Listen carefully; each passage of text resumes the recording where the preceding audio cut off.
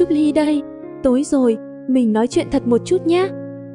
Có một điều nhiều người trẻ hay nghĩ, chỉ cần có vốn, có ý tưởng là có thể bắt đầu khởi nghiệp rồi, nhưng thực tế, rất nhiều người mất sạch ngay lần đầu.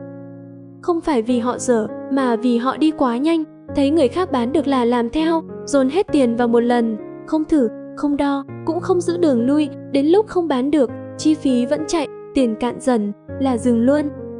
Trúc Ly nói thật, khởi nghiệp không làm bạn mất tiền, cách bạn bắt đầu mới là thứ làm bạn mất.